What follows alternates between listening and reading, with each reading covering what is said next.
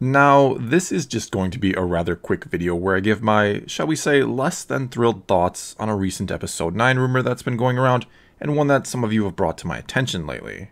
And yeah, I know I've said a few times before that I don't like to make videos covering these type of things because, well, more often than not, rumors or leaked information turns out to be dead wrong, and that they're usually just theories or speculation created by someone and called something or packaged differently to, well, try to sell it to everybody. Anyway, this is one of those times where I really hope it turns out to be dead wrong information, and I guess possible spoiler alert going forward here, though the thumbnail probably already gives away what this is about, so sorry about that. But again, I really do think and hope this is nonsense and that none of it will turn out to be true.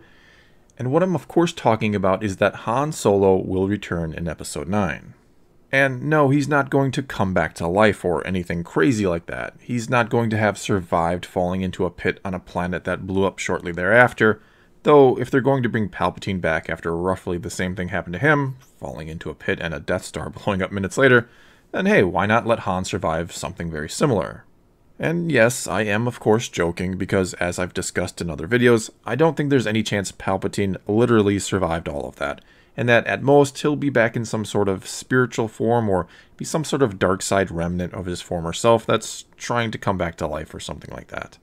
Though even that's a stretch, or I hope it is, because George Lucas has said before that only light side Force users can achieve a true form of immortality, by becoming Force ghosts, of course, which I've always thought is the perfect irony since Sith actually seek immortality and Jedi do not. In other words, if Sith would have chosen the light side path, they would have at least had a chance at living forever. Though it's still an extremely rare occurrence or feat for a Jedi to achieve. And as we learn in Season 6 of the Clone Wars, when Yoda encounters a Force priestess while on a planet where all life in the galaxy apparently originated, well, becoming a Force ghost is considered the great gift, and that only those Force users who can let go of all of their fear and attachments can actually achieve it. And that everyone else who has ever lived and then died in the Star Wars galaxy has lost their consciousness entirely and become a part of the cosmic force, even Han Solo. Though the rumor is that somehow Han is going to come back and talk with his son, and apparently it'll happen after Kylo Ren once again asks the melted helmet of Darth Vader to show him the power of the dark side. Though it seems like maybe it's not just Han coming back, but that the Force ghost of Luke is somehow responsible for some sort of vision that he has, which could mean a couple different things, all of which would make no sense or just be wrong. First, it could mean that Luke has somehow facilitated the return of the spirit of Han Solo, but that makes no sense, since as I said a moment ago, dead is dead in the Star Wars universe, and sometimes dead is better. Those who die, other than the rare handful of Force ghosts, lose everything about themselves and become a part of the cosmic force, and that's it, they're gone. Second, it could mean that Luke is somehow inducing a vision of Han for Kylo Ren to see, and maybe even manipulating the vision, which, I don't know, doesn't sound like something Luke would do. I don't think that, in a sense, he would pretend to be Han to try and save Ben. And then again, Luke has done other things lately that I never thought he would do, so who knows at this point. Either way, I don't like the idea of Han Solo coming back to see his son no matter how they might go about it, because Han's death in Episode 7 should, when all is said and done, have some sort of meaning to the greater story one way or another, for good or bad. I mean, if Ben Solo never returns to the light, if he remains Kylo Ren in the end and dies that way or is killed that way, then Han's death in Episode 7 will forever remain tragic, which you might say, well, that sucks or you don't like it, but that's kind of the point. Han's death was fruitless or in vain. He gave his life to try and save someone who couldn't be saved, and it will forever remain a dark moment in the history of Star Wars that helped solidify how evil his son turned out to be. However, if Kylo Ren does return to the light, if he does again become Ben Solo in Episode 9, part of the reason should be because of his father's sacrifice, because of the regret that comes from killing him and never again being able to see him or apologize to him or anything of the sort. Maybe he'll even come across Leia, and she'll simply ask him, why? And the tears will begin to form in Kylo Ren's eyes, and we'll know it's eating him up inside, and that what he did to his father haunts him.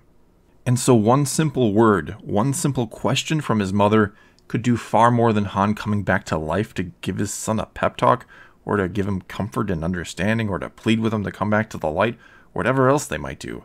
Han's death in Episode 7 would then be given greater meaning because it was what may have led his son to ultimately return to the light in the end. not some sort of fake Force vision influenced by Luke, or the real Han coming back from the dead to offer him comfort or absolution for what he's done. And so when I hear leaks or rumors like these, it makes me hope they're just being made up by someone who doesn't understand what makes for a good story, and that it's not that the ones actually making these movies don't understand what makes for a good story. And look, there is one way I'd be okay with Han, in a sense, coming back in this movie, and that'd be if, at one point while Lando is maybe relaxing on the Falcon, and he's looking and feeling a bit nostalgic, he pulls out a holo projector, activates it, and for a few seconds we have a look upon a video of everyone, the whole original team, back together one last time. And there's even precedence to do something like this, considering in the movie Solo, we see Lando working on his Lando Chronicles, which is a bit of an Easter egg, mind you. But now you could have it that, while sitting in that very same seat where we saw him recording an entry during Solo, he pulls out that holo projector, and like I said, takes us briefly to a moment in the past where they're all together, and maybe he'll focus his gaze upon a very young Ben Solo standing happily next to his father, and that's the moment Lando will decide that he's going to try and save Ben, though I hope that means he doesn't get killed in the end. This will then give us one of the big things this trilogy has been lacking thus far, a chance to see all the characters from the original trilogy back together one last time. And with the way technology is these days, they can go back to any point in the past. They can make these characters look as young as they need them to look for the scene. After all, just look what they did to Samuel L. Jackson in Captain Marvel. He looked 25 years younger throughout the whole movie, and I never thought twice about it. And I don't know about all of you, but I don't know if this trilogy can ever feel truly complete if we don't somehow see everyone back together one last time. Well, that's all I've got for you this time. Now it's your turn to tell me what you think about Han Solo possibly coming back in Episode 9, and if you've been disappointed so far that we haven't seen the original band back together again, if you will. So leave a comment below and let's talk some Star Wars. And until next time, thanks for watching.